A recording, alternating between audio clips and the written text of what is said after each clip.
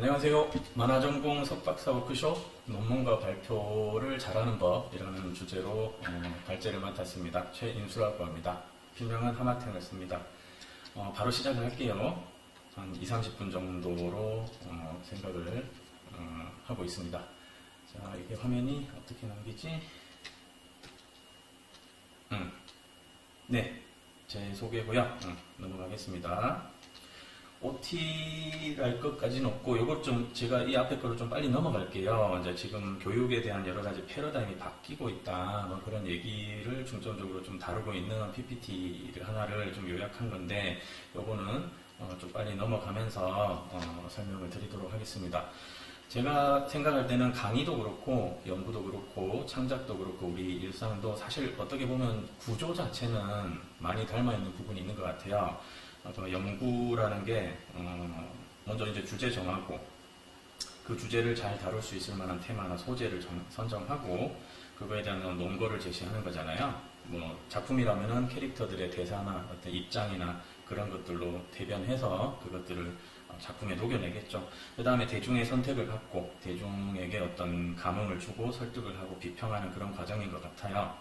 그래서 연구 과정이 보통 이 과정을 겪는데 평소 우리가 연구자로서 관심사나 의도가 뭔지 그리고 그걸 조금 더 좁혀지는 그 과정이 필요하거든요. 왜냐하면 뭐 예를 들어 볼게요. 사람들 평소 관심사가 칭찬이다.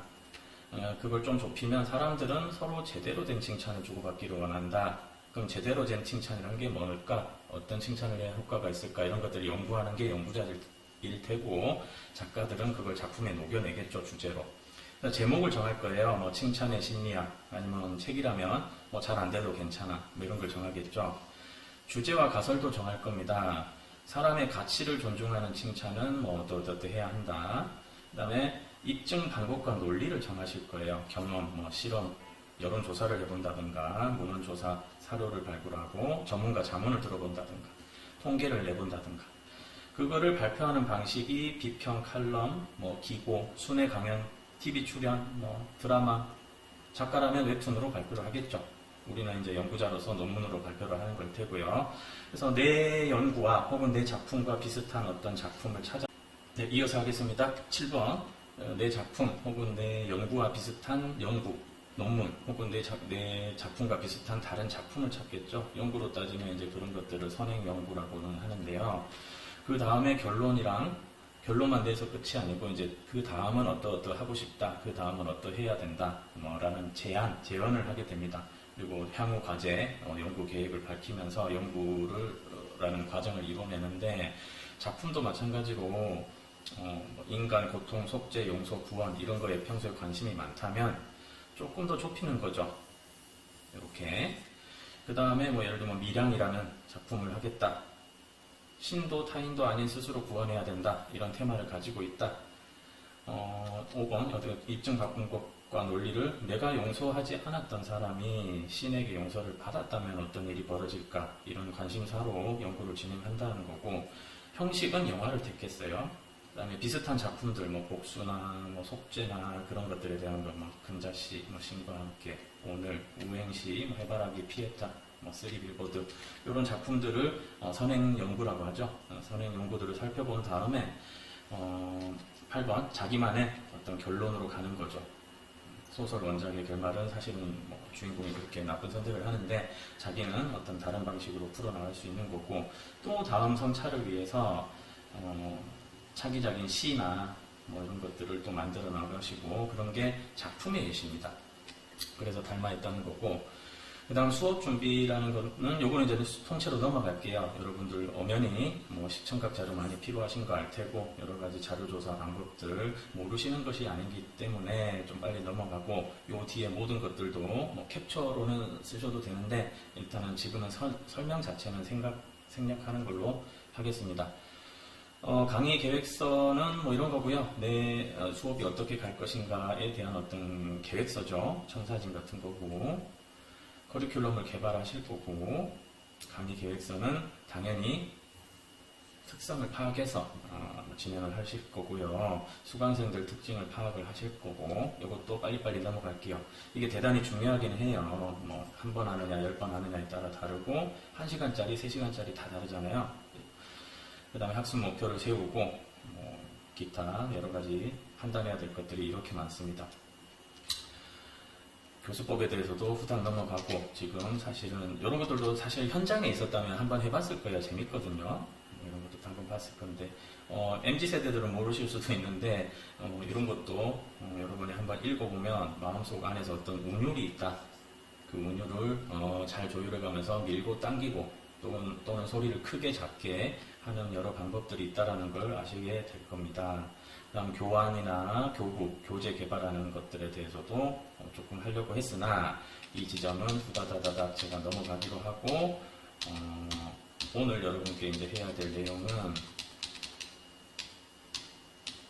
여기 있어요. 혹시나 여러분이 실습해보고 싶으시다면 이런 과제 한번 스스로 해보셔도 괜찮습니다. 네.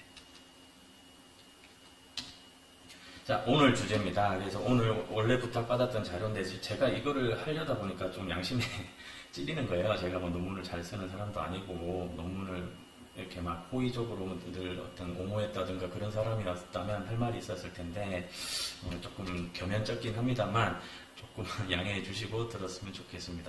논문 주제 찾기에 대해서 요약을 하자면 이 한 장이에요. 분야를 찾고요. 자기가 좋아하거나 흥미가 있어야 되겠죠. 그걸 연구하기 위해서는 아무래도 조사를 해야 될 겁니다. 그냥 이게 덕질만 하고 끝날 건 아니니까 이거 논문을 써야 되니까 관련 분야의 어떤 다른 사람들이 썼던 논문, 책, 신문 기사 등 이런 거를 동향을 파악해 보시고 기존 연구에서는 아직 좀 다루지 않았다라든가 아니면 다뤘지만 내가 더 조금 심도 있게 다뤄보고 싶다라는 그런 주제, 그런 접근법, 이걸 연구 방법이라고 하거든요. 그런 방법을 한번 찾아보는 것도 괜찮아요. 그 다음에 문제를 정의를 해 나가야 되겠죠. 문제를 찾는 거예요. 내가 지금 이런 부분에서 어떤 문제의식을 느꼈다, 아니면 어떤 욕심이 느껴졌다, 연구하고 싶다. 이거를 해결할 만한 가치가 무엇인지, 또 학문적 기여를 할 수 있는 것은 또 무엇인지, 그 추구하는 바가 있어야 되고요. 그 다음 현실성을 검토해야 되는 게 이 연구 할 수 있냐 이거예요. 그러니까 이 연구에 필요한 자료를 구할 수 있는지, 자원과 시간이 충분한지, 그거를 검토해 보시고 수행 가능성을 판단합니다. 그 다음에는 당연히 지도교수님과 상담을 하시는 거죠. 주제 적절성, 이 적합한 주제를 제가 잡았나요? 한번 물어보시는 거죠. 그 다음에 이 연구 방향은 어떤가요? 이렇게 조언을 구하는 겁니다. 그 다음에 조금 더 구체화하는 단계를 가지는 거죠. 주제를 조금 테마를 좁혀주는 겁니다. 그래서 A 분야에서의 B 문제에 대해서 이렇게 좀 좁혀주는 거고요. 그 다음 논문 목차 구성은 여러 가지 석박사 과정에 계신 분들도 계시겠지만 교수님들도 아마 같이 듣고 계실 것 같아서 조금 저도 민망합니다만 대개의 목차는 이렇게 구성됩니다. 표지, 논문 제목, 타이틀, 작가 이름, 소속 기관, 날짜, 그 다음 초록 들어갑니다. 그린 아니고요. 이거는 논문의 요약글, 그 다음에 이 연구 왜 하는데? 라는 목적, 그리고 이 연구 어떻게 할 건데? 방법. 그래서 연구를 해봤더니 이래 나오더라. 그 다음에 앞으로는 이렇으면 좋겠다. 제안. 요거를 간단히 요약하는 겁니다. 한두 장 정도로. 그 다음에 목차는 당연히 순서죠. 목을 차면 안 되고요.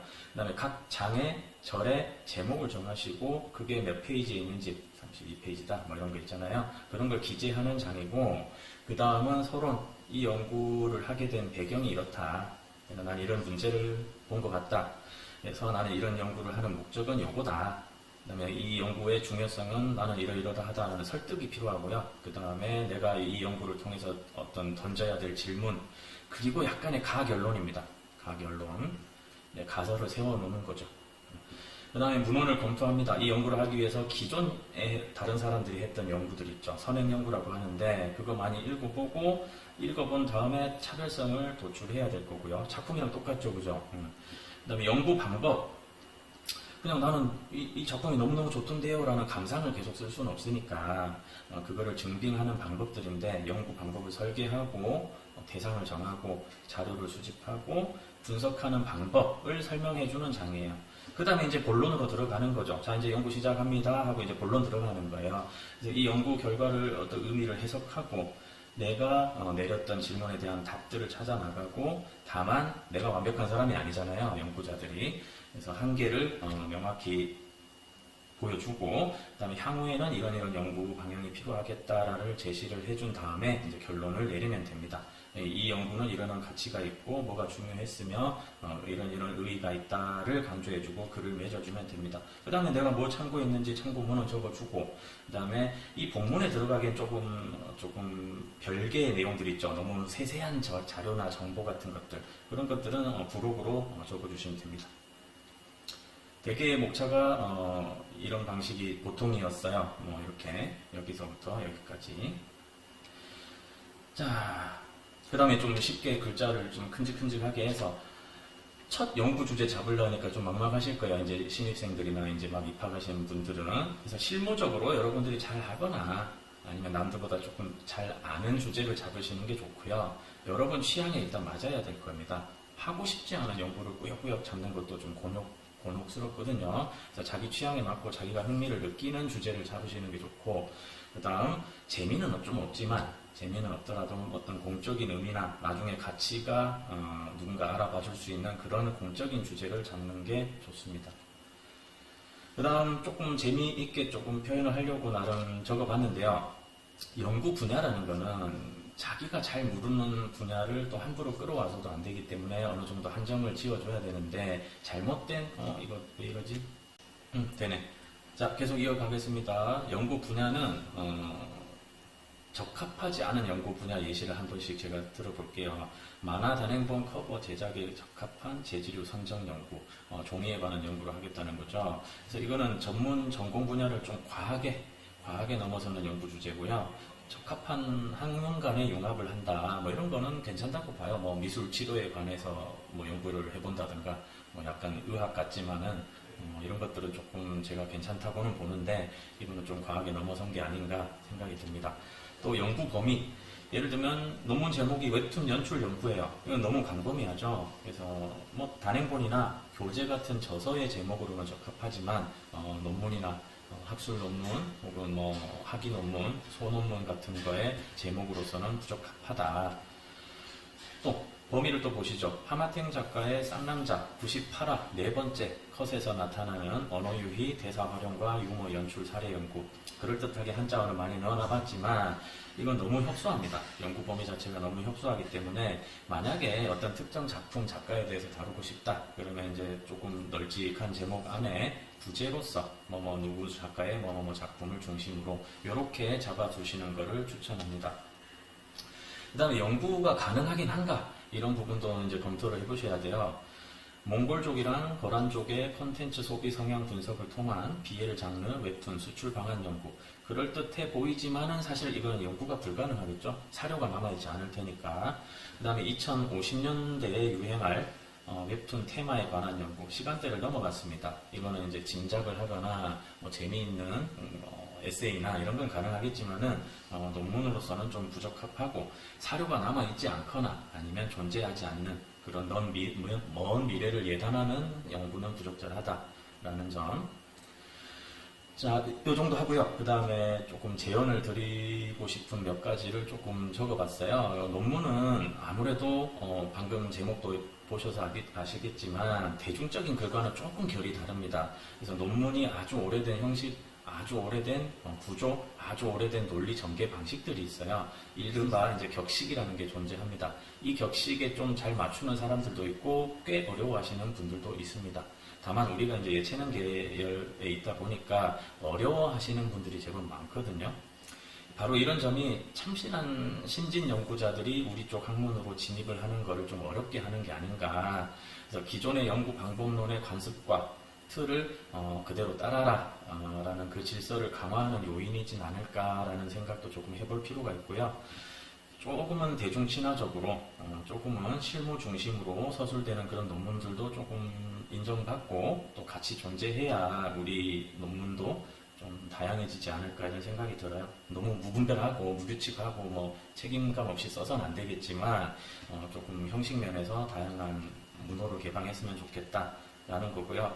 이런 생각들이 왜 요즘 많이 들었냐 했더니 이제 앞으로 연구자들이 MZ세대들 많이 들어올 텐데 기본적으로 기성세대가 깔아놓은 그런 질서에 회의적이기도 하고 또 즐거움이나 실리 중요시하고 쇼폼 콘텐츠라든가 뭐 AI 같은 디지털 네이티브들이기도 하고 그런 거에 익숙한 세대란 말이죠. 그래서 향후 이런 분들이 대거 연구자로 유입될 텐데 물론 이제 보수적인 입장도 당연히 중요하지만 조금 개혁적인 좀 개선을 요하는 그런 부분도 좀 검토를 해봤으면 좋겠다라는 생각입니다.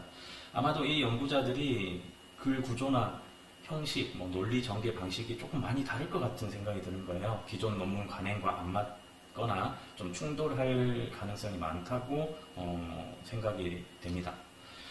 그리고 조금 실리적으로 들어가서 강사 구인난, 전공 연구자 구인난이 좀 심각한 것 같아요. 특히 석박사 학위를 아예 안 보는 데들도, 기관이나 사업체들도 지금 이런 분들을 구하기가 힘든 현실이기 때문에 우리 대학들도 시대에 맞는 조금은 전향적인 태도 변환을 조금 하면 어떨까 싶고요.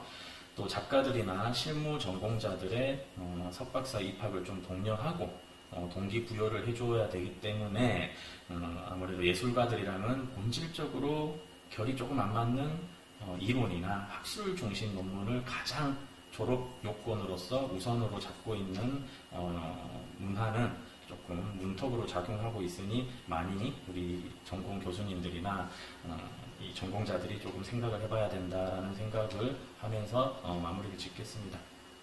자, 최종 결론은 이론이나 학술 논문 연구 너무 좋은데요. 그거 위주의 풍토만이 아니라 또 작품 제작이나 실무 관련 연구도 우리 만화 웹툰 쪽에 좀 많아져야 되겠다는 생각이 들고요.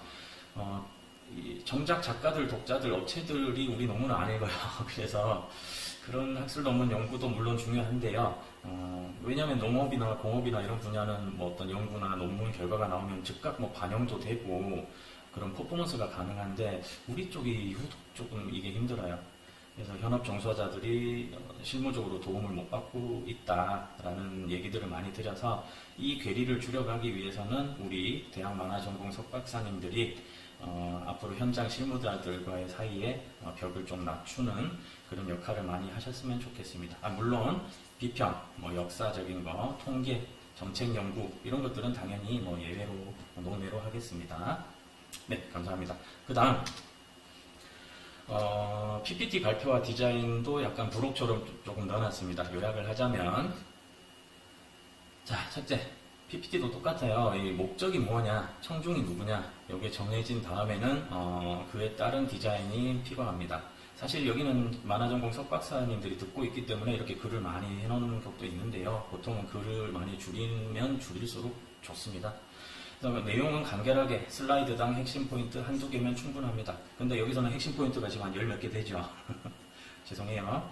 자, 그다음에 시각 요소도 많이 활용하시고 이미지, 도표, 그래프들이고요. 고해상도로 이미지 넣어주셔야 되고 그 이미지를 넣는 이유가 무분별하게 짤방처럼 넣으면 안 되고 메시지를 강화하는 효과를 주는 이미지여야 합니다. 그 다음에 헤드라인, 본문 이런 것들 계층 구조를 좀 명확히 해주시고 레이아웃도 이런 좀 그리드 시스템을 활용해가지고 배치하는 것 중요하고요. 이미지 텍스트는 물론인데 여백도 꽤 중요하거든요. 디자인이나 조형적인 면에서는 그런 거 활용을 조화롭게 하시면 괜찮을 것 같고 될 수 있으면 디자인의 패턴이나 포맷이나 형식을 정했으면 일관되게 폰트나 색상, 레이아웃 이런 통일성을 좀 유지해 주는 게 좋습니다. 배경 자체는 단순해도 괜찮고요. 애니메이션 효과도 뭐 처음에는 몇 번은 신기할 거예요. 근데 나중에는 그냥 눈만 어지럽고 정신 산만하거든요. 그래서 이런 걸 절제하시고 슬라이드 개수도 발표 시간에 따라서 10장이면 10장, 100장이면 100장 이렇게 조율을 해주시던가 아니면 아까 제가 그랬던 것처럼 그냥 몇 개는 빨리 넘어가 버리는 게 시간 안배하는데 좀 좋을 것 같아요. 그 다음에 프리젠테이션을 하는 데 있어서 기초편, 심화편 조금 몇 개 발췌해서 지금 제가 넣어놔봤거든요. 체크해 보실 거는 청중이 지금 뭐에 관심이 있는가, 청중은 지금 연령대라든가 지역, 나이, 전공 뭐 이런 구성은 어떻게 되고 어느 정도 지식 수준인가 체크해 보시고 그 다음에 발표하는 마음가짐은 전체적인 방향에 있어서 스토리를 가지고 계셔야 돼요. 내가 마지막에는 이런 결론으로 갈 거니까 거기까지 이렇게 유도를 해줘야 되겠다라는 중간 다리를 잘 목차를 구성하셔가지고 이렇게 재밌게 넘어가는 게 흐름을 잡는 데 도움이 되실 겁니다. 그 다음에 핵심 주제는 확실하게 전달하시면 괜찮고요. 단 한마디로 무슨 얘기를 하고 싶었다 이런 거 핵심 로그라인 같은 거 그 다음에 구체적으로 수치화 혹은 정량화된 자료들을 제시해야 신뢰감을 줄 거고요. 그 다음에 심사위원들, 여러분이 PT 할 때 심사위원들한테는 관심을 어떻게 집중시킬 것이냐, 이런 전략도 잘 세우셔야 되고, 마무리의 멘트는 가볍게 하시면 되고, 눈맞춤 잘 하시고, 시선은 자연스럽게 못 하시겠거든 그냥 중앙에 차라리 고정하는 게 좋으시고, 혹은 적절한 손짓, 제스처, 그런 몸짓을 잘 활용하시고, 시간을 가장 중요하게 엄수해 주셔야 됩니다. 그 다음에 시작 전에 뭐 레이저 포인터라든가 이런 장비 작동, 프로그램이 잘 열리는지 이런 거 확인 잘 해보시고, 그래서 호환성 좋은 PDF도 늘 가지고 다니셔야 되고요. 단순히 암기해서 발표하는 게 아니고 내용 전체를 이해하시고 발표하는 게 자연스럽습니다. 이런 것도 함부로 막 사람한테 쏘고 건방진 제스처를 한다든가 이런 것도 좀 조심하시고, 단순히 읽어버리지 말 것. 설명보다는 여러분이 설득을 한다라고 생각하시면 좋아요. 내 어떤 말에 동조 혹은 동의까지는 아니더라도 이해할 수 있다, 이해를 시킬 수 있다라는 정도를 목표로 삼으시고 진행하시는 게 좋습니다. 실전편, 주제 정하시고 장소와 시간에 따라 다르고 연령층, 성비에 따라 다른데 시각효과 어마어마하게 중요한데 이 뒤에다가 좀 넣어놨습니다. 이건 좀 빼고, 정보를 흡수하는 게 일단 시각이 가장 우선이긴 한데 청각, 후각, 촉각, 미각 여러 가지가 같이 좀 어우러져야지 흡수가 빠르다고 하고요. 시각 자료를 잘 이렇게 배치를 해놓으면 효과적으로 설득이 가능하며 기억시키는 데도 좋고 시간도 절약되며 이목을 집중시키는 데 아주 이롭습니다. 시각화 3대 법칙은 보기 쉽게, 이해하기 쉽게, 눈에 띄게, 가급적 횡방향으로 작성하시는 게 좋고요. 웹툰에서는 이렇게 긴 스크롤 연출을 합니다만 프리젠테이션에서는 일반적으로 이 정도.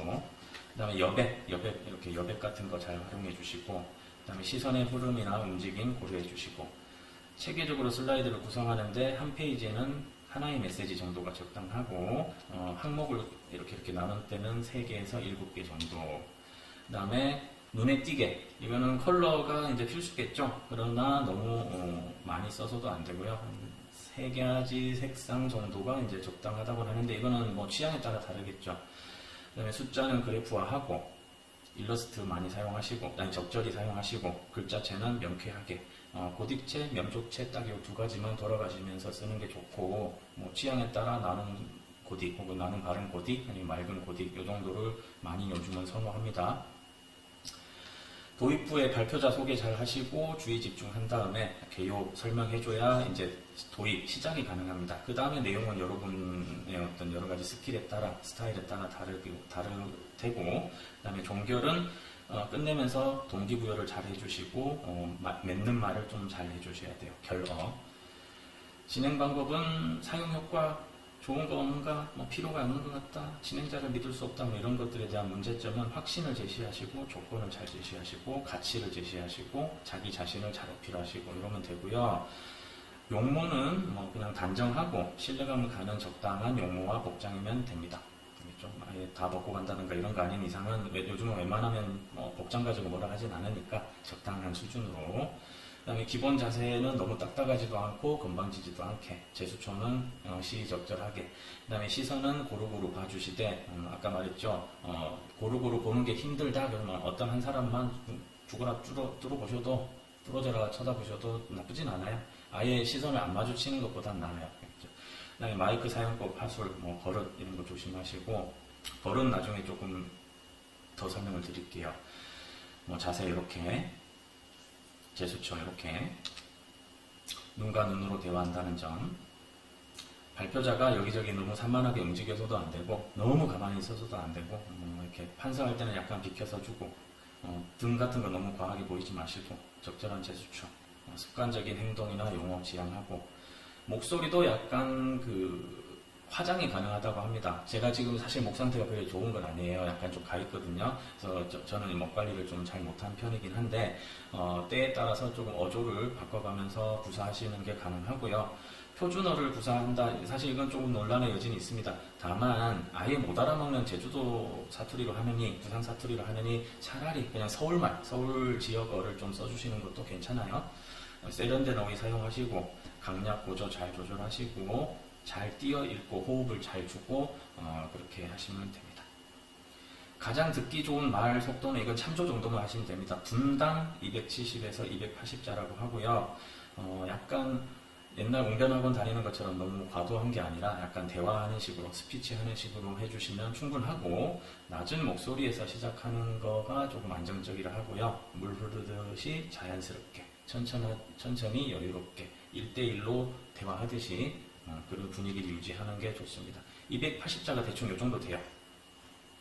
이 정도로 참고하시고, 진행자의 화술에 의한 집중 기법은 단의 전략도 있고요, 리듬감의 어떤 전략도 있고요, 호저의 전략도 있습니다. 이거는 조금 부끄러운데 자기 스타일 따라. 그리고 이거 많이 공감들 하실 겁니다. 저는 어떤 말버릇을 가지고 있냐면 요 말을 자주 써요.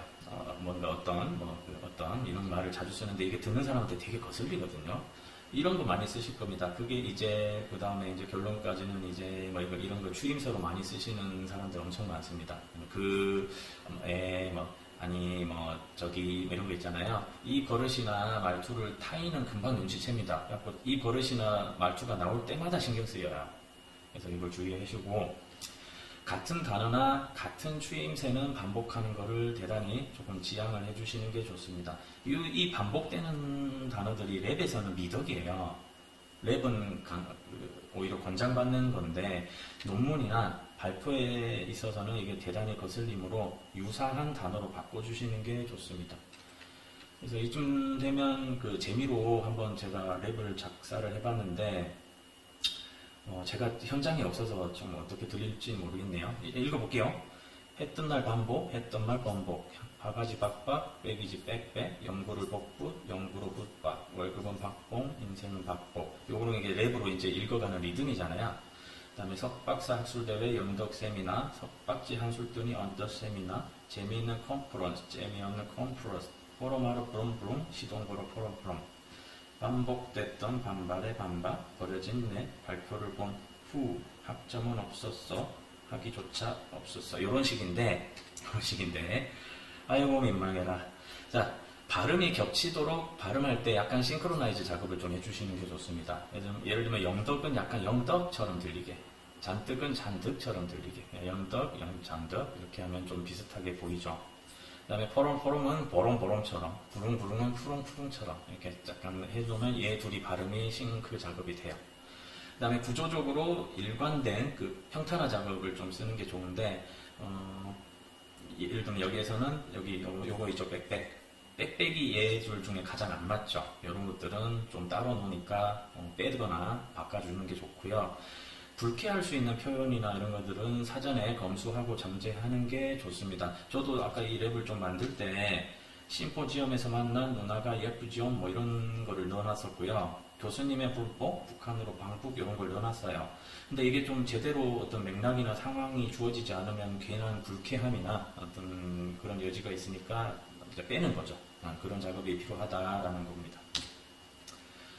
자, 다음은 이제 뭐 빨리 넘어갈까요? 주의, 집중 3요소가 있고 관심 끌기 방법 이런 것들이 있는데, 이런 것들은 이제 캡처를 하셔도 되고 하니까 조금 빨리 넘어가는 쪽으로 하겠습니다. 이렇게 제가 이렇게 넘어가는 이유는 시간을 좀 적절하게 맞추기 위한 그런 방법이기도 합니다. 어느 정도 제가 예상한 그 시간이 20-30분 정도라서 지금 빨리 넘어가는 게 좋지 않을까 해서 캡처만 하실 수 있도록 이렇게 빨리 넘어가겠습니다. 자, 어쨌든 우리는 글과 그림, 내용과 이미지를 다루기 때문에 이게 합쳐서 스토리텔링이고 연출이다. 그게 곧 실전이다. 석박사 전공생들이 갖춰야 될 그런 거라 생각을 하고요. 만약에 이제 여러 가지 스토리에는 익숙한데 텔링이 익숙하지 않으시다. PPT 디자인을 잘 못하겠다. 이런 건 맡겨도 됩니다. 하청 주셔도 됩니다. 이런 건 아웃소싱으로 해결을 해도 되는 거니까 작가들도 그렇지만 연구자들도 자기가 잘하는 거를 많이 끌어올려주고, 잘 못하겠거든 이거를 잘하게 끌어올리는 것보다는 잘하는 거 더 잘하게 하는 게 낫더라고요. 그래서 팀 작업이나 외주 작업으로 의뢰하는 것도 저는 괜찮다고 보니까 충분히 활용을 하시는 게 어떨까 싶습니다.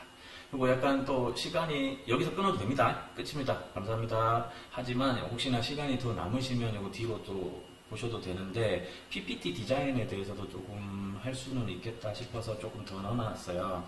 지금 보시는 이미지들 디자인 별로죠? 그렇죠? 누가 봐도 별론데 이게 별로고 이게 조금 낫잖아요. 그래서 이 뭐 그리드 시스템도 지금 적용돼 있고 줄이나 열도 잘 맞고 간격도 일정하게 띄워놓은, 그 다음에 계층 구조, 얘는 헤드라인, 얘는 본문, 그 다음에 이미지도 줄 맞췄고, 그래서 디자인이 좀 이쁘게 보이는 것들이거든요. 이런 것들은 뭐 너무나 지겹게 들어오셨던 이런 것들에 좀 맞춰가지고 자기 스타일을 조금이라도 더 좋게 보이는 걸로 바꾸는 걸로 교정을 하시면 좋을 것 같고, 관련된 이론론 뭐 이런 것들이 있으니까 한번 살펴보면 도움이 되실 것 같고, 글자나 뭐 텍스트 이런 거 할 때 뭐 접힐 분량이나 이런 것들, 그 다음에 잔선 분량 이런 것들만 잡아줘도 어느 정도 좋게 나오고요. 이런 걸 체크리스트 삼아서 좀 그림도 마찬가지지만 글자들도 잘 신경 써가지고 이미지를 정하고 레이아웃을 정하고 텍스트를 정하면 될 것 같습니다. 뭐 이런 예시들을 조금 몇 개 넣어놔봤어요. 그 다음에 우리는 칸 안에 어떤 이미지를 배치시키고 글자를 배치시키는 일을 하는 사람들이니까 이런 것들도 중요하더라. 이 타이틀에서 이 타이틀로 검수를 받아서 바뀌었거든요. 이것도 마찬가지로 과정들이고 그런 거를 몇 개 좀 넣어놔봤습니다. 끝으로 사실 이게 디자인적으로 별로다라고 생각하실 수도 있지만 저도 이래저래 찾아보다 보니까 이런 것들이 키치한 매력도 있고 또 복고적인 느낌도 있고 해서 이렇게 상품으로 개발도 되는 사례도 많이 봤고요. 그 다음에 이것들을 만들어내시는 분들이 누군가 했더니 어르신들이 있더라고요. 그래서 그런 걸 보면 약간 스토리텔링이 있네. 지금은 거의 한 90 가까이 가시겠네요. 80 몇 세 정도 계시겠네요. 이분이 동네 어르신들 교육해주면 이분들이 이런 짤 만들어서 손주들한테 보내는 게 바로 요것들의 정체라고 하더라고요. 그래서 이런 걸 보면 디자인이란 게 어떤 법칙이 있거나 규율을 딱딱하게 지켜야 되는 것도 당연히 전공자들의 몫이지만 일단 마음에 스며들고 사람에게 어떤 감정을 불러일으키는 것들은 꼭 스킬과는 관련이 없더라라는 생각을 마지막으로 전달드리면서 여러분 그 워크숍 고생 많으셨고 제가 직접 가서 술도 한잔하고 했으면 좋았겠지만 못 가서 많이 아쉽습니다. 다음 기회가 되면 볼 날이 있었으면 좋겠고 여러분 들어주셔서 감사합니다. 수고하셨습니다.